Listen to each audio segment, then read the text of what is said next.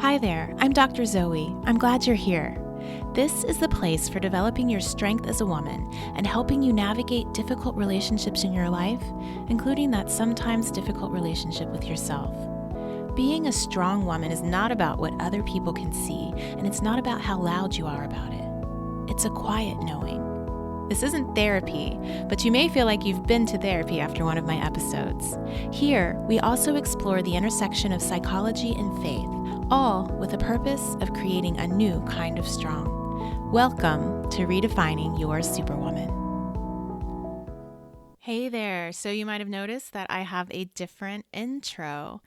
Tell me what you think about it. I feel like it represents what I'm doing right now a little more than it did when I started this radio show a couple of years ago. So I'm not going to do my Superwoman wins and my Superwoman fails today because I feel like we're all just going through a lot of them. It's been, I think, 2 weeks since I've posted an episode.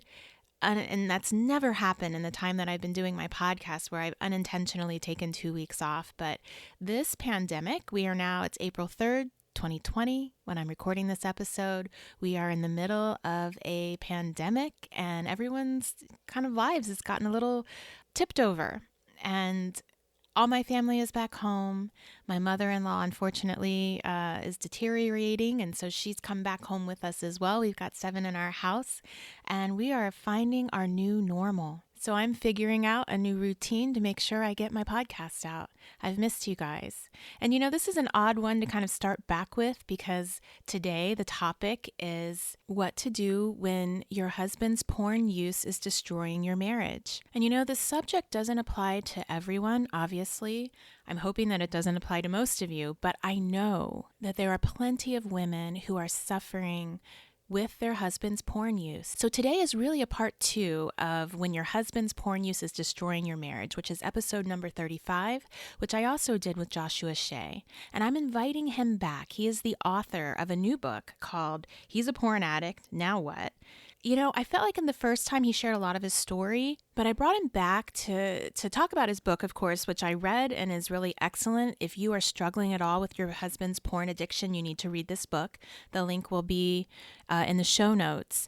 But I wanted to really see if we could dive in a little bit more on his perspective. And just so you guys know, he is a recovered porn addict. He was arrested and spent some time in jail for seeking pornography and got caught up in taking screenshots of an underage girl, 16 years old.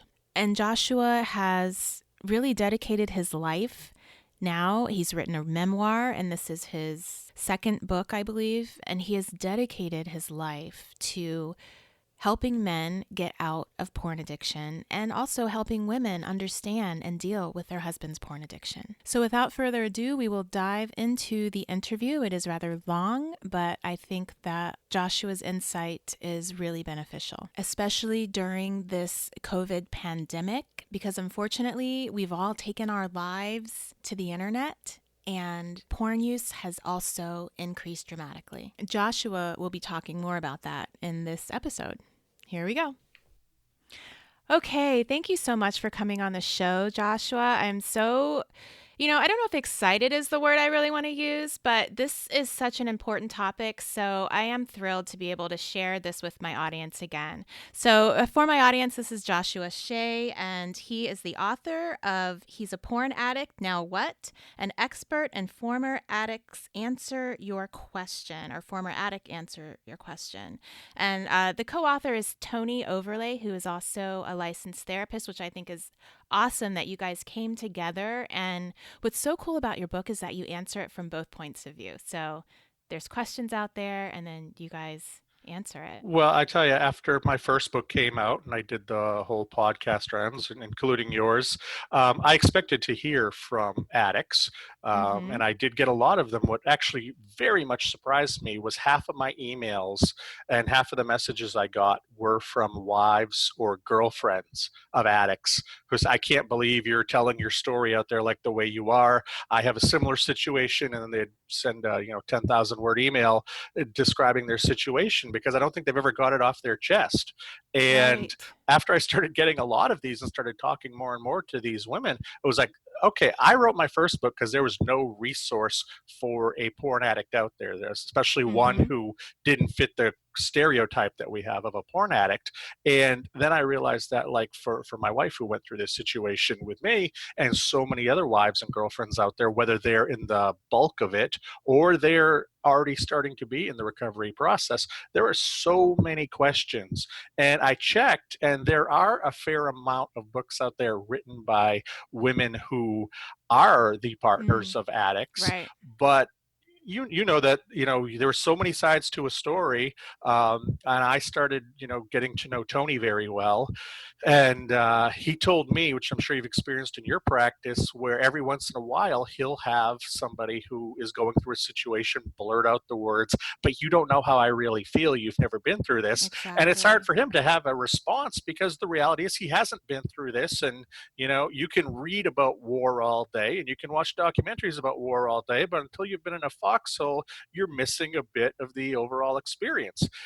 I can't tell you, or I can probably tell you a lot more than a lot of average porn addicts about the education behind it, or doing research behind it. But the reality is, when people would come to me and say, what do I do next, I was always a little bit leery, saying, well, what you need to do is Mm, this and this and this, and look into these kinds of pills or take this kind of mm-hmm. therapy, because I don't have that background. All I have is my story.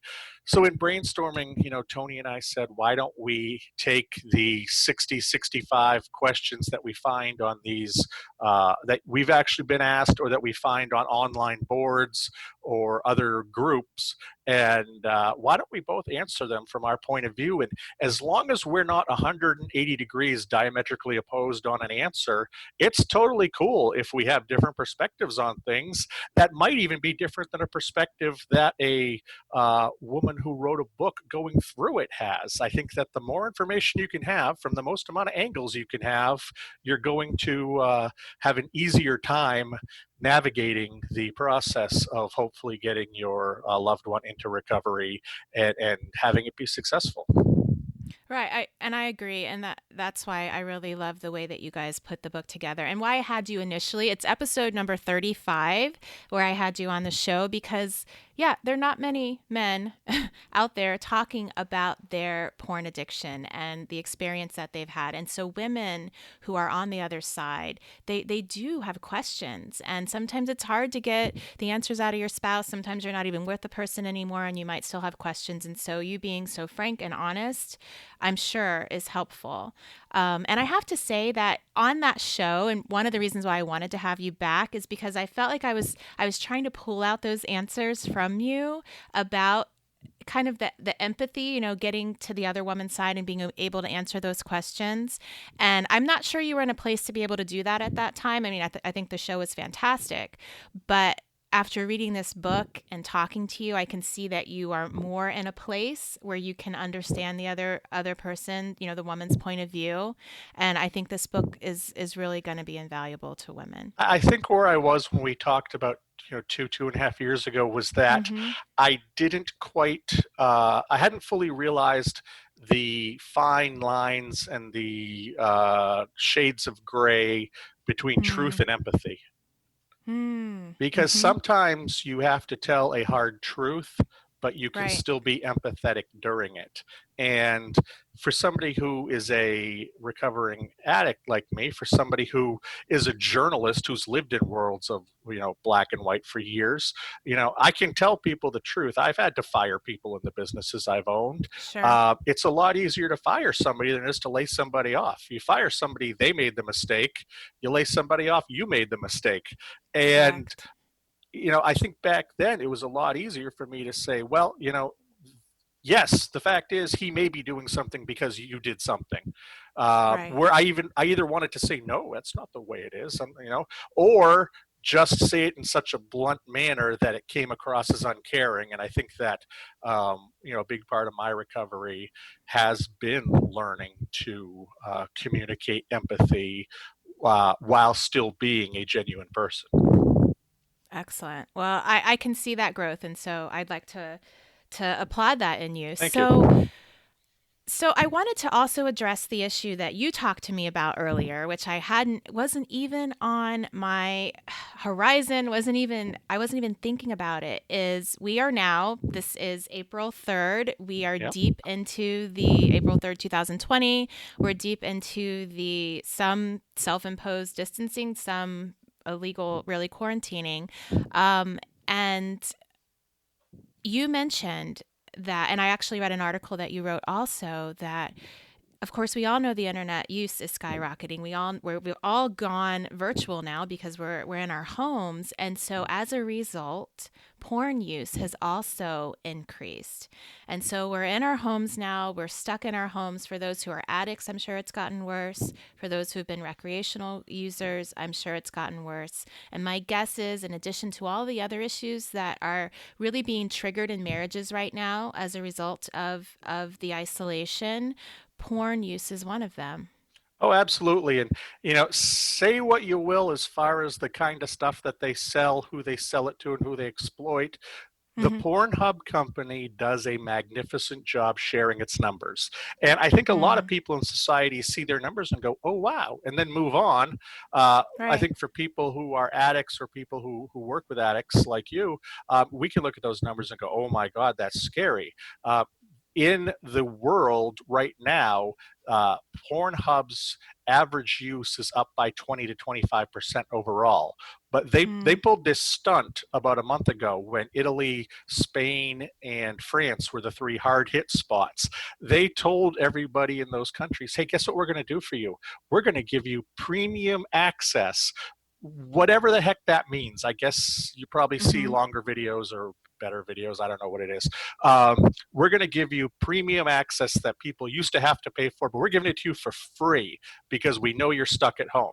Now, it's a brilliant business move. You look at the Sure. numbers in Italy, in France, and in Spain, and what the average use of that country or a person in that country was. It jumped over 50% overnight, and it's Mm, settled down over the next week or two. But in those countries, it's settled off at around 30-35%.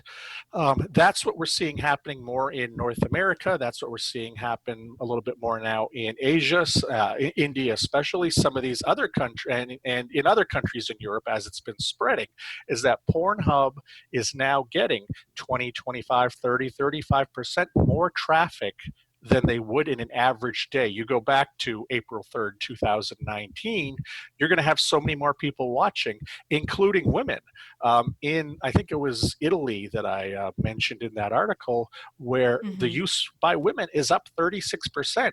And you think Mm, that's not that much, but think about it. A month ago, if there was 100 women looking at this, now there's 136. That is right. huge.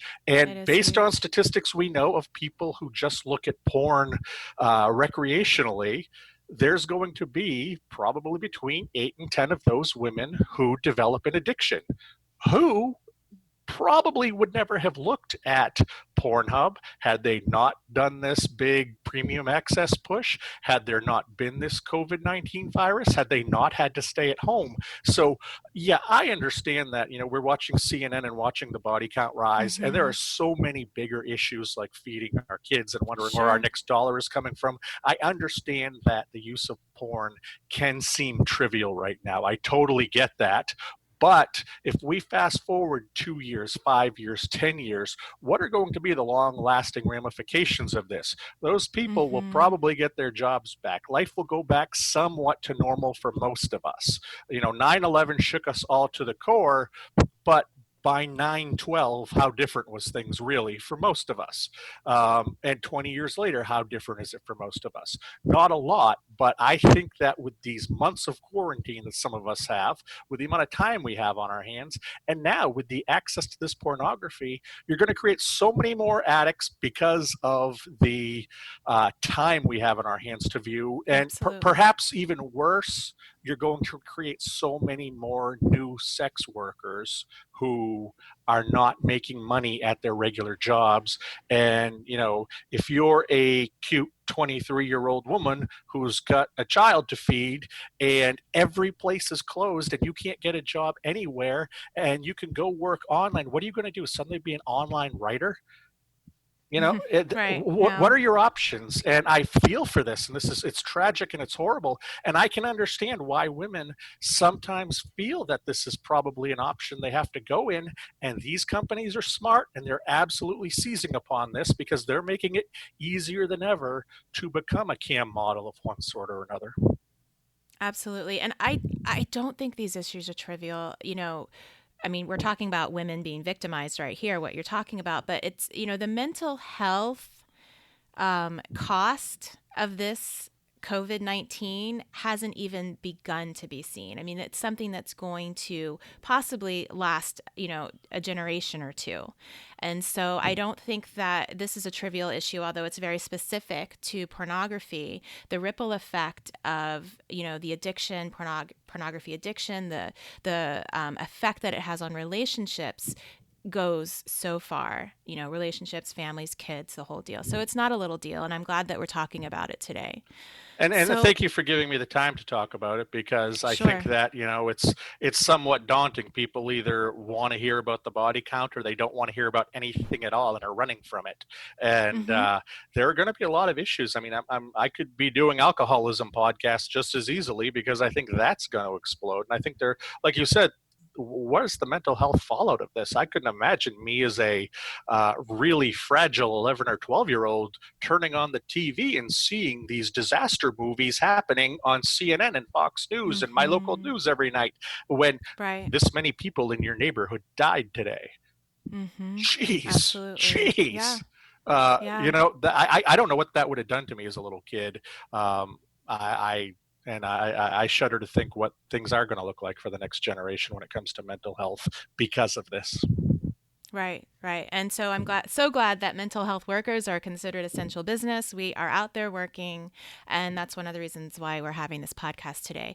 So for the woman who recognizes that her husband is using porn, maybe his porn is increasing while they're home, or maybe now that they're home, she can't really avoid it like maybe she could before. I want to talk to that woman. I want to talk to her about how to navigate this now and for the future. So, in my practice, what I know the biggest issues that women have, whose fault is it, right? So, we're going to talk about whose fault it is. We're going to talk about what do I do? We're going to talk about how do I approach my husband and what do I do now that this is right in my face? Maybe it's getting worse and I'm not sure what to do about it. So, let's start with that whole concept of is it my fault and what can I do about it? Well, Can you talk a little bit yeah, about what you said absolutely. in And about that? whether it's time we find ourselves in now with COVID-19, and like I said, we're taping on April 3rd, 2020. We have no idea what's happening in the next 2 or 3 months. Mm-hmm. Uh, Mm-hmm. this may be near over. This may be just scratching the surface. We don't know yet. So you may be stuck holding with a house with this guy for a lot longer. Um, I can promise you, though, COVID did not make him a porn addict. And I can Sure. promise you that if he was a porn addict long before this, he was a porn addict long before he met you. I mean, I tell people that I was a porn addict looking back now from the day that I saw it. I was 11 or 12 years old. It did Mm. not matter what my relationship situation was, whether I was with nobody, whether I had a short term girlfriend, long term girlfriend, or even was married for the first many years of my marriage. I used pornography as a crutch. I've learned why because of past traumas. But my porn use was not recreational like the bulk of most people is. It's Mm-hmm. used as a band aid. It's used as a crutch. It's used as medication, and you know right now he has a lot more time on his hands. Right now he probably has more anxiety about Mm. money or getting back to work or just what we're seeing every day happening in front of us. So when people get more when addicts get more stressed, when addicts get more anxiety, they tend to fall back onto what their addictions are. I can look through my life and see times where things were going well with family life or businesses where my porn use really subsided, and then I can see times Mm-hmm. where things weren't going as well, where that and my alcoholism absolutely jumped. And so there is a direct correlation, at least in my experience and from everything that I've read and researched, between these intense situations and falling back onto this. So, don't think this has anything to do with a pandemic happening out there. This has been happening a long time, and I almost guarantee this has been happening, or the seeds were at least there before he ever met you. I look at my own personal experience and say there's no way that my wife could have caused any of this, because I didn't meet her till I was 25, 26 years old. If I started Mm-hmm. being an addict and actively living my addiction at 11, 12 years old, 14 years later, how am I going to blame her? And Mm-hmm. I know a lot of women are also like, how did I not see this? Well, you don't see things that you're not looking for. That's one of those things where, for most women, when you talk, and I'm sure we'll get into betrayal trauma, most women, if you're not looking for this, it comes as a shock when it happens, and Right. that's why it's so rough. And Absolutely. that's why I think that you're going to see a lot more of this happen during this odd time that we're in the world right now, is because we are stuck together. We are. You're going to recognize your behaviors of your partner a little bit more. They may become a little bit more obvious.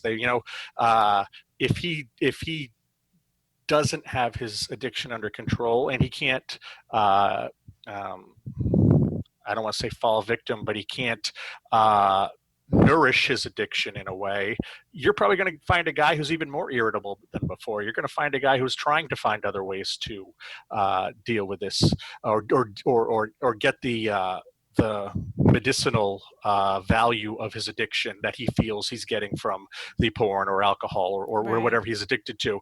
Um, just remember that, this isn't about you. This isn't about a virus. This is about a guy who has been sick. He's been sick for a very long time, and it really is about whether he is going to, A, face the fact that he is sick, and B, what he's going to do to become well. That's where you are really concerned. Don't inject yourself into the origin story, because you're not part of it. And injecting yourself into his porn addiction origin story is only going to cloud the matter for you. I understand that there is a huge amount of betrayal trauma that comes with this, and rightfully so. And I understand how hard it is to believe you have nothing to do with this, especially if you've been Mm. standing by his side for years and years, like my wife did with me. But you're not part of that story. So try not to let it eat you alive, because I've talked with far too many women who it does eat alive, and there's It just there's does. just so much you can say to someone beyond, you didn't have anything to do with this. You didn't cause this.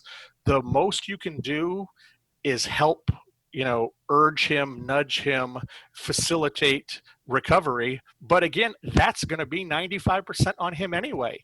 You're kind of just Right. that person standing on the side of the road who witnesses a giant car crash in front of you. Well, nobody wants to hear that. That's No, for no, sure. no, no, But no. But but what can you it's do? There's truth. just so much that Yeah. you can do. Hopefully, you have CPR. Hopefully, you have a cell phone. Hopefully, there are things that once this crash happens, you can help. Facilitate the situation. But Right. what you have to do is, and I'm sure you see something like this happen, it sticks with you for a while. You get, PTSD and all this stuff. But you've got to somehow try to internalize that this is not your fault. This is not your Yes. problem. You can help to the best of your ability, but 100% of the best of your ability is still not going to fix the situation, because fixing the situation does fall on someone else's shoulders. And that's what's tough, Correct. because you feel helpless. Yes. So let's talk about that. Let's go back to the betrayal trauma. And I like what you said, that the important thing is that for her to understand that it has nothing to do with her. And yes, she can support, but she also needs to recognize that there has been hurt and trauma. And so she has to take care of herself too, because in some ways he may not be able to do that either. Just like she can't fix him, he can't necessarily fix her. She's got to work on that as well. And so let's talk a little bit about betrayal trauma. Yeah, well, and on a level of trust, Mm hmm. you absolutely were cheated on. Mm The hmm. what Mm you hmm. expect 100% of trust, 100% of truth did not happen. Does it Correct. necessarily matter if it was in a physical form or in a visual form? And for Mm-hmm. a lot of partners, the answer is no, it doesn't matter. And that makes absolute sense. A lot of what I see with women who have this happen, or this is outed in the relationship, is that they feel like the first thing they need to do is go to marriage counseling or relationship counseling. And what I tell people, based on my experience, based on talking to people, and you can please disagree with me if you think I'm wrong, it's far more important that each individual get into their own individual counseling first. I think that together therapy, counseling or couples counseling is absolutely an important part of this. It's a huge part of this. But if this relationship were to fall apart tomorrow, you're still there. You know, I with agree. I think yourself. they could happen. Yeah, I think they could happen concurrently. I think that each person needs to be in their individual Right. therapy. And I think that the marriage therapy can start at the same time because then they could actually use the information they're getting and tools they're learning in individual to bring into Right. their Right. I, conjoint I, I therapy. guess what I say is go to that first one-on-one assignment. And I know most Mm-hmm. couples counselors will actually do one-on-ones before they bring the two together for Mm-hmm. the first time. And I think that's what's important is that you have somebody to talk to. You have somebody to Right. get off your chest, whether you want to call him a so and so effing, whatever, get Mm-hmm. that off your chest. That's fine. Or you want Absolutely. to cry because you can't believe this man you gave your entire heart to has ripped it Yes. out and jumped on it. Whatever your natural, genuine reaction is going to be, you need to be allowed to have it. And you can't allow him, who he may still be denying what's happening. He may still be Mm-hmm. telling you or gaslighting you that this is your fault. But ultimately, it's not your fault. You need to recognize that, and you need to be able to have your reaction. Even if you can intellectually recognize it's not your fault, you still need to be allowed to have your reaction because you don't know what's going to happen from here because this person who you thought you knew, well, what else isn't true? If he can lie Mm-hmm. about this massive thing, if he can hide this massive thing from you, what else isn't true? Well, let's talk That's about that a that's little that's bit. And then I want to scary. talk about gaslighting because, I mean, you've been in this situation. And please listen to episode number 35. We get into Joshua's whole backstory. But as a man who had a sex addiction, other than your sex addiction, were you hiding a whole lot from your wife? Oh, are you kidding? I was hiding things from everybody. I had the character of husband I played. I had the character of father I played. I had the character of business owner, character of son, character, and I was a local politician, so I played city Mm-hmm. councilor. I go back. I can see videos of me being sitting on the city council, pontificating, giving little speeches. I have no idea to this day what I was saying Hmm. because I was just playing the character. And I was what I felt that other people wanted me to be. And it was so easy. And that was why, if I look back at when my addiction, or when did I engage in my addictions, it was very late at night. It was 1 and 2 in the morning when I could pour Mm-hmm. myself a giant drink and I could sit in front of a computer because not doing those things, I was just by myself. I had no role to play. Sitting on the couch by myself is the scariest thing on Mm-hmm. earth because it's just Mm. me and me and me. Right. So it's easier to just fall into the drinking for me and fall into the porn for me and not have to really deal with who I am. And So yeah, a it's lot it's of it's it's a women. character. It's largely a character. And if you're wondering who this guy is, yeah, he's been. I don't say this jokingly, but the person I gaslighted the most was myself. Hmm. And I got so good at gaslighting myself at a young age, I could gaslight everybody else around me. And I try not to say that flippantly, but you get really good at doing it if you're an addict. Addicts are manipulators, addicts are liars. I can tell you exactly what you need to hear. I know how I can tell you what you need to hear. So you're happy and I get what I want. And that's how Mm-hmm. life operates for the addict. And if you're not looking for it, you're not going to see it. So don't beat yourself up for not For seeing it. not finding it. So let's okay, so gaslighting. Gaslighting is a term that obviously we know what it is, but some people might not really understand what it is. So it started in a movie called Gaslight, I think, in the 1950s, and this man actually was I'm trying to remember what he was doing. He was trying to convince his wife that he it was wasn't it was a what? whole scheme about an inheritance, and he was Mm-hmm. secretly in love with the maid who was played by the lady who would later go on to do Murder She Wrote, um, and base Angela. Angela Lansbury, Angela. Yeah, I and, love her. and basically he tried to slowly convince his wife that she was going insane, because if she's going insane, he can essentially get He power could of get the attorney inheritance. and get and Right. get and get control over all the money and go off with Angela Lansbury and solve mysteries in Right. Maine in their later lives. Exactly. But So that's the now thing. it's become a common And the term. gaslight is that he every night would turn down, because this was actually, it came Mm. out I think in 43. Mm-hmm. This was it's actually a horrible movie, but he turned down the gas on the gas lights that they have just a little bit every night. So she's thinking, well, isn't it getting darker? He's like, no, it's not getting darker at all. And gaslighting Yeah. at its essence is making you think you're crazy and making you question yourself. Because if you're busy questioning yourself, you don't have time to question me. Exactly. And that is a common characteristic in all abusive relationships. And like you said, with addicts as well. And so this is something that will happen where a woman will think, something's going on or ask him questions and he will deny or he will actually turn it against her and act as if she was the crazy one for asking the questions. And women tend to question themselves and wonder, is it me? What's wrong with me? Why can't I trust him?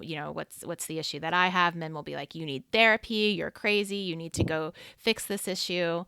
You're insecure, you're jealous, all of those kinds of Well, things. and let's be honest, when we confront somebody with something, we hope Mm-hmm. there's an easy, rational answer. And Great if you point. can if you Yes. can give me an easy, rational answer, oh my God, you said you'd be home early and you weren't home early. Where have you been? Have you been out with somebody? Well, if I think you've been out with somebody, the fact is maybe you have been. Maybe I have a reason to believe that, but you have 2 arms of groceries in the car. Well, I don't know, you bought them earlier in the day or in the morning, but you thought ahead because you're a manipulative little person, and you're walking with, oh, well, you got groceries. Okay. That's Mm-hmm. cool. Mm-hmm. You're just manipulating a situation, and Mm-hmm. then if the person comes home without those groceries one night, well, you can't think anything's crazy because he always has a reason. So it's okay. Mm-hmm. It's okay. Right. And Right. when the reality is it's not okay, but you've stopped asking yourself, am I seeing something here? Is he Mm-hmm. playing me? Because you've somehow decided it's better to believe that's not happening, and that's when he wins. That's when the gaslighting is successful. And Absolutely. and people, it gaslighting is a skill. You get good at it. Yeah. Yeah, it is. So women will question themselves when they have this trauma, this betrayal trauma, when they find out. The question is, has my whole marriage been a farce? And some of what you're kind of laying out is almost like, yeah, it is. Can you talk about your own marriage in that sense and explain, okay, so you were, not being honest with your wife, you were playing a character. She found out, obviously, the whole world found out. And so, how can you talk about your marriage prior to and after? Maybe from Yeah, her point of well, view. yeah. I mean, I guess the first thing that people who maybe are non-addicts need to understand is that, or at least for my story, was that my trauma came out of abuse, both sexual and emotional, Mm-hmm. that happened. And what I kind of got mentally out of that was do what I have to do to survive to tomorrow. Say what I have to say, act in whatever way I have to act. The whole key of today is just surviving to tomorrow. And I know I mentioned that on the first episode we did, and that's not a sort of coping skill that really is going to do adults very well. Right. Maybe it works for a 6-year old boy, but it doesn't work for a 36-year-old man. Mm-hmm. And that's where I was coming from on so much of this stuff, is that I can't let you see that. Not only am I a porn addict, not only am I an alcoholic, but I am, incredibly broken when it comes to being able to share intimacy with you. I'm Mm. incredibly broken when it's, and not just physical intimacy, but emotional intimacy. I can't tell you what my feelings are because I have this giant fear that you're just going to run away from me. There is so Mm. much anxiety, stress, and fear inside of me that this little fake world that I've created for myself is going to fall apart. I'm going to do and say whatever I have to do to everybody. And obviously, your partner is at the center of your world, so they're going to get the brunt of it. It's easy enough to be the boss at work like I was and tell them what they needed to hear so that I'll show up tomorrow, even though I had no idea how I was going to cover payroll. But hey, I'm going to cover payroll. Come back. Right. Um, Right. but on a one-on-one level at home, it's harder to keep that going. And towards the end, before I went into recovery, it got bad. It got to the point where we were kind of just like roommates, essentially, who Roommates. who who Yeah. split the money, because so many things were going wrong in my life at the time that I almost didn't have the energy to gaslight. I Mm. was I was just I was I should have been in the fetal position most of the day, I think, and I'm not defending myself at all there. It got that bad, and the biggest part about recovery for me was learning that these fears would not come to fruition. If I told my wife that I was scared to death she would leave if she found out that I have never been able to manage money at all, or Mhm. I've been going to my parents and gaslighting them to give me money to put into my account to Mhm. pay the bills, that you think I'm doing better at my work, because if I wasn't doing this well at my work, which I'm not, you would tell me that I should shut down my business and get a regular job. And I don't want to do that, because if I give up my company, that's me giving up power. And I'm all Right. about having power. So it's this really weird web. And I hope I'm answering the question okay, but it's this You are. strange web where everything is interconnected. But for me, at the core was, how do I survive this? What do I have to do? What dominoes do I have to set up? How do I run this life of this guy who I'm portraying while being this very broken person inside? What I had to learn, I truly had to internalize, was that this guy can be broken, because we're all broken. And you know what? When she finds this stuff out, she doesn't go running from me. When she finds out Mm. some of the horrible stuff that happened, she wants me to get help. She wants me to feel better. Thankfully, I was one of those guys who said, okay, enough is enough. I need to get help. I was not in a place of denial at that point anymore. And thank God I wasn't, because I couldn't imagine having the energy trying to keep that going. But So, what I hear is that for a woman who's experiencing this initially and questioning her entire marriage, her entire relationship, that it's not that your marriage and your relationship wasn't real. right. It's that your spouse is in an extreme amount of pain, and there are sides of him and maybe depths of him that he hasn't felt comfortable, safe to share with you for reasons that have nothing to do with you. And if you can recognize that instead of looking at all of the deception, then maybe you guys can come to a place where you can start to both be vulnerable with each other. Well, and here's in my situation, part of the problem was, I think that when I got into porn and alcohol when I was 11, 12, 13, 14, that actually helped me forget the memories of what happened when I was little.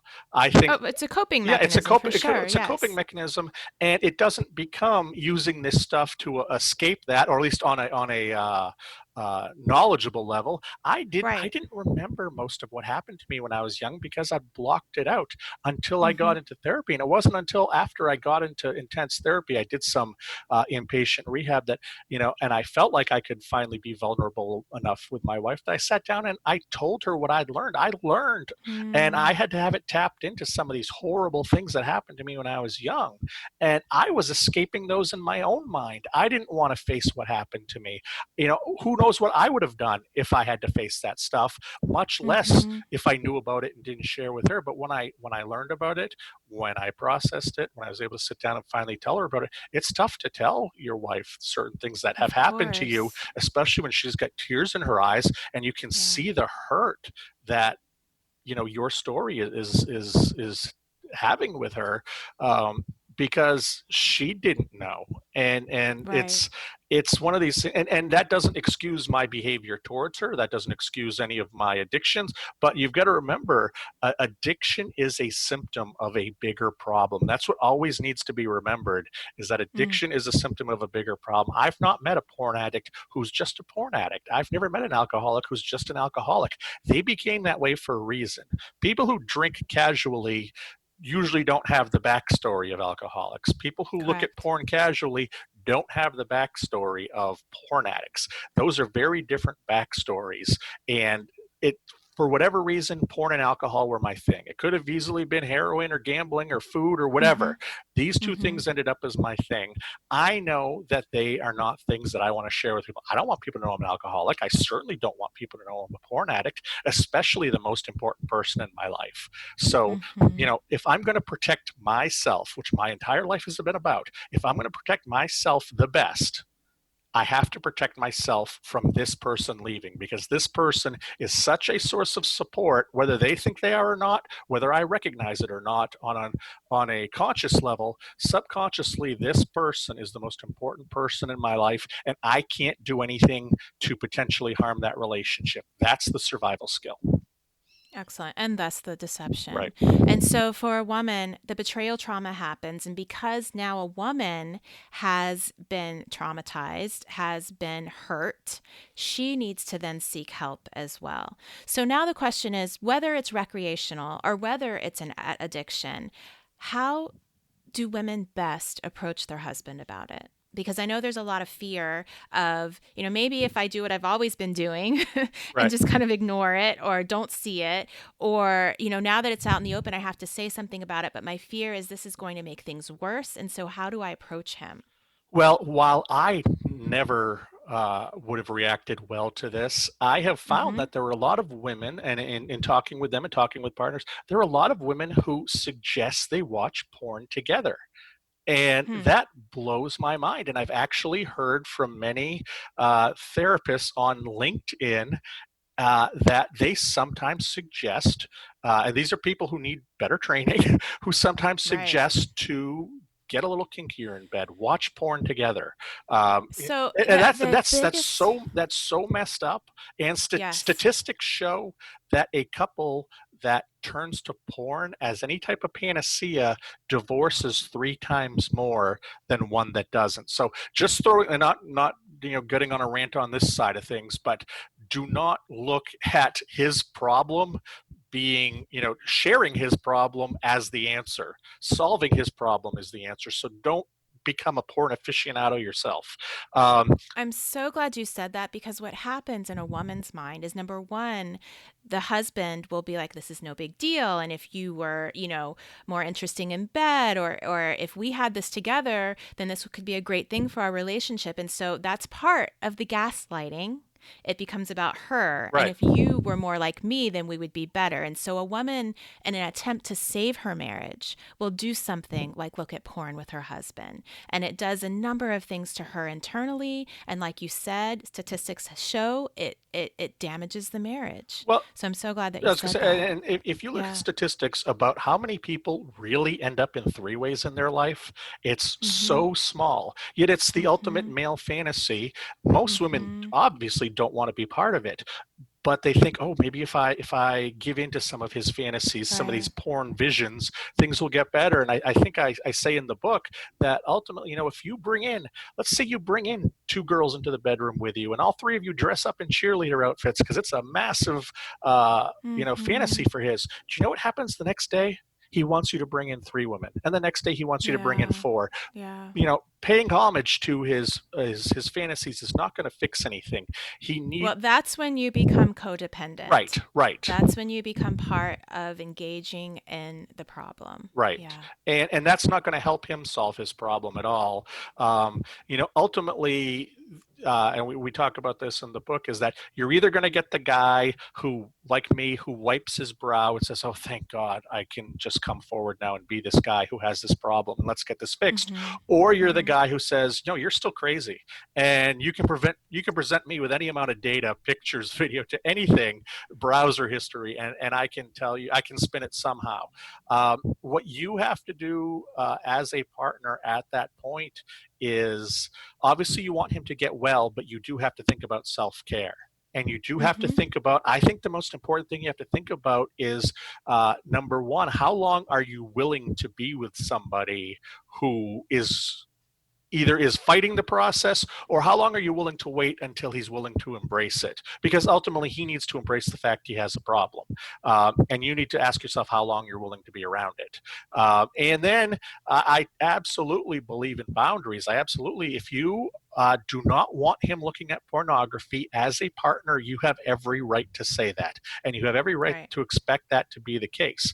And if but you also need to figure out what is the I don't want to say necessarily punishment, but what is the consequence? Yeah, Consequence. what is the Yes. Yeah. consequence of his action if he doesn't follow your request? And this doesn't mean that you have to leave immediately, and it probably shouldn't mean you leave immediately, because this whole thing will go awry. You need to keep working on yourself and figuring out what you want. But it can be as simple as, you don't sleep in the same bed anymore, or so many other things that you can talk with a professional depending on your Mm-hmm. situation. I don't want to give this kind of It's advice. about setting up healthy boundaries. And And I following think them, that you, following them well, is even more important. it's not a boundary if you're not Right. willing to actually follow through on the boundary. But you said something in the book which I thought was really important for women to hear, because part of the gaslighting aspect of it is that we can get really confused about what's true, what's not true, what should I do.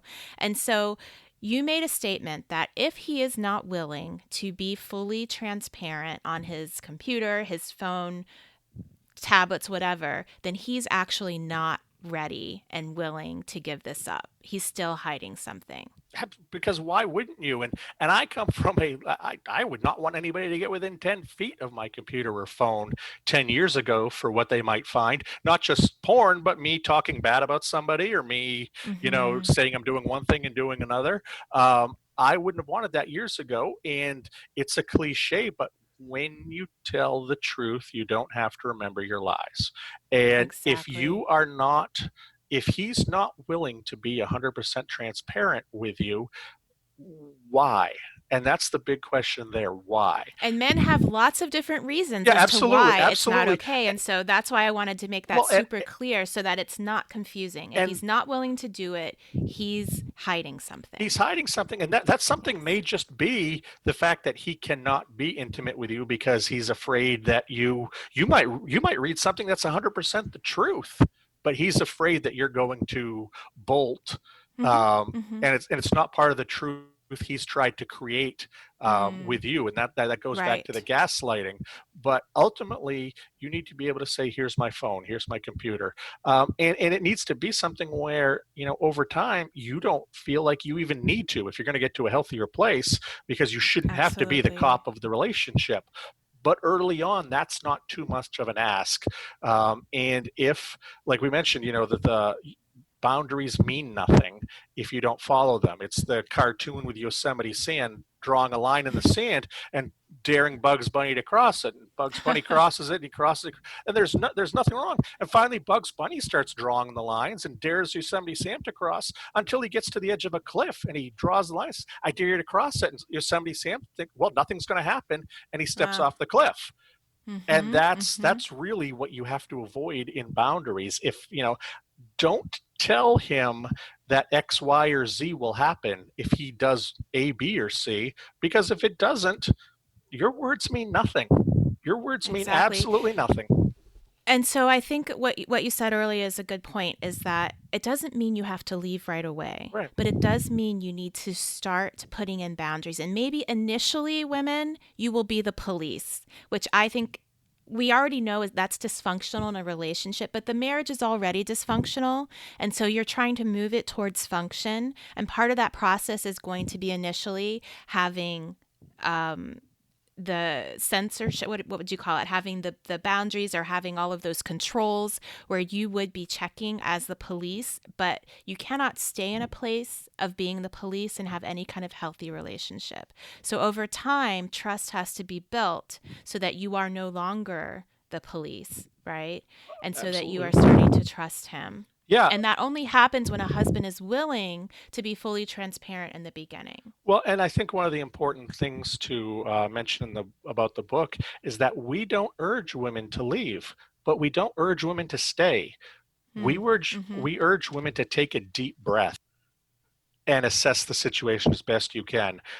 There's a brilliant book out there. It's nothing to do with addiction, called Thinking Fast and Slow, and it talks about how your Mm. mind, in some cases, your gut instinct is the best thing you have in the world, and in some cases, it's the worst. And spending time synthesizing and observing and figuring out the best answer. And you've got to recognize that this is one of those situations where, unless he's physically abusing you or sexually abusing you, Right. when you do need to just get out of there, if you can take a step back and take a deep breath, the guy who you just found Mm-hmm. out was an addict is the exact same guy he was 10 seconds ago, even though you found out this stuff Mm. about him. The question is what do you want to do moving forward? And if you're the type of person who can't handle this and know you can't handle this from step one and you need to leave, that's okay. And if you're the person who says, I'm going to fight this tooth and nail with him, for 20 years if I need to, even if my friends think I'm an idiot, that's okay. That's you. That's a person you are. But I think that a strategy needs to be built. That's why dealing with professionals like yourself is so important. There are people who I'm sure there's a good portion of your clientele you only see a few times and they disappear into thin air. Sure. But if you can create a strategy and build a strategy, that's a hugely important thing. Part of that strategy needs to be staying with a professional and having them guide you on that road. That's Right. hugely important because while you feel like you're the only person in the world going through this, one of the reasons I wanted a licensed medical and family therapist who's dealt with hundreds of people on this is because I know my story is just my story. I can give you nuances Mm-hmm. of the relationship that a professional can't, but a professional has dealt with hundreds of cases and they see trends and they know what happens if you decide to do this. They know that 9 out of 10 times this other thing is going to happen, and maybe Mm-hmm. your Mm-hmm. initial decision to try something is not what your decision would be a month from now. And to have that professional who can help you put the brakes on and figure out the best way to go is so important, because it ultimately does come back to your self-care. What happens if you step up to the guy and say, I think you're an addict, and he says, I want a divorce? Well, you're not going to stop him. He wants a divorce. You're going to end up divorced, and it's tragic for him. But you now need to take care of yourself. You need to rebuild yourself. You need to be in a position where you're looking out for number one, and you are number one. No matter how sick he Right. is, no matter what happened in his past, you are number one, and you need to look out for number one. No matter how selfish that may sound, it's going to be key for your long-term health. Right.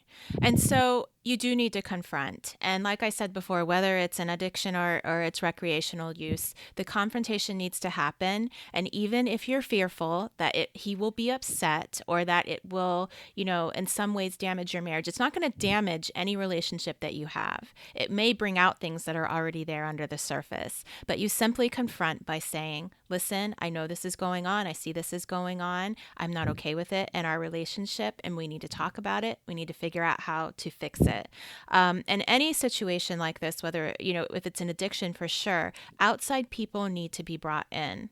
But I would also caution, as I believe you did in the book, be careful about who you share it with. So this is not information that you need to share with everybody, but bringing in maybe, a pastor, bringing in a therapist for sure, bringing outside people in to shore both of you guys up is super important as you walk through this Right. journey. And your best Mm. friend who's never liked him since college Mm. is probably not the best person to talk to right now, because she's only looking out for you, or he's Mm-hmm. only looking out for you, because it is important to say this happens in not just the wife. It happens Sure, with the husband, or it can happen it in does. gay relationships as well. It's we wrote it with the woman as the person being betrayed because that's what happens the greatest Right. amount of time, but it can happen in any type of relationship. Yet you need to know who to talk to and who maybe not to talk to. One of the things we talk about is, should you go talk to his family? And both Tony and I have said in the early going, no, that's crossing a huge line. For you just getting this world shaken, that this is the new situation, this is the new normal. And that's the thing. You can say, I'm just going to sweep this under the rug. I don't want things to change. But the moment you found this out, things changed forever. So Excellent. that Right. door's True. already shut. But what are you going to do bringing in his brother or his best friend or his, God forbid, his mother into the situation, to think you can talk Mm-hmm. sense into him or to fix this? This is only Mm-hmm. going to make his world worse. And as hard as this is to internalize in the moment, the best thing that you can do is create a judgment free safe space. It's going to be near impossible to do that. And you can have all the judgment in the world going on in your head, and you probably should, because you need to work through that stuff and you need to get that out with your therapist. But you're going to have the best situation or the best possible outcome if he feels safe around you and if he doesn't feel judged around you. And as hard as that is, that's what I've seen work for a lot of people in relationships, is when it doesn't become I can't believe you looked at this and I'm going to take the kids away from you if I ever see this again. It, that how are you going to be open and sharing with that kind of Right. animosity and resent out in the air? It's not going to happen. It's not going to help the relationship in the long run. So take a deep breath and consult with a professional. And get all of that stuff out because you need Yeah. to somebody Yeah. else in the Oh, so beginning. Yeah. much. Yeah. Excellent.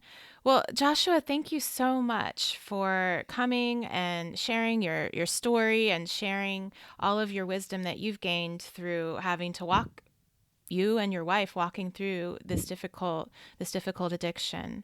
How can people get a hold of you? Same website as before, recoveringpornaddict.com. Both of my books are there, the one we've Mm-hmm. been talking about, and the first one when I came on your show, which was a memoir of my life. There are Mm-hmm. also blog articles that I write just about every day. Like right now, I'm talking a lot about the COVID and porn thing because that's what's happening out there. There's a lot of Right. resources as far as 12-step groups, online groups. And, if you need to contact me, I'm on there because I know that I can sometimes be the first step for people. The most Mm. important thing that I ever had happen was when I went into rehab and sat down with a guy and talked with him, and he told me things that I couldn't believe. He told me things about stuff I did. He told me about things I thought. You would think this guy had been watching my life, and he hadn't. He'd just been living my life because he was an addict too, Right. and I'd never talked to an addict before. So if you're afraid to go into therapy, if you're afraid to go to a 12-step group, if you just need to talk to an addict, contact me through recoveringpornaddict.com. I'm not going to judge you. I've heard everything. I've experienced so many crazy things.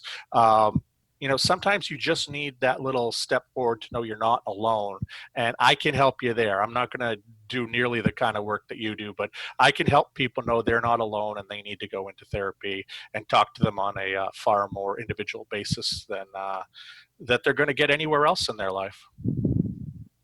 Excellent. Thank you so much for sharing your story, and thank you for the work that you do. This work is so incredibly important, and unfortunately, it's going to become more and more important. So Yeah, thank you. absolutely. And I always appreciate you bringing this up and talking about this stuff, because it is true, like you said, this is not trivial. Despite the fact that we are facing Right. such a crazy world, we are going to come out of this, and we're going to come out of this different. And God Mm-hmm. forbid that porn addiction rates jump 15, 20, 25% because of this. We need to be prepared, and we're going to need to talk about this Absolutely. more than ever before. So thank you very much, and wash your hands. Thank you. You too. Thank you for listening to the Dr. Zoe Show, redefining your superwoman. New shows go up every Tuesday. Subscribe so you don't miss an episode. And text the word STRONG to 38470 to get my weekly encouragement. I look forward to connecting with you amazing women on social media throughout the week. Have a super week.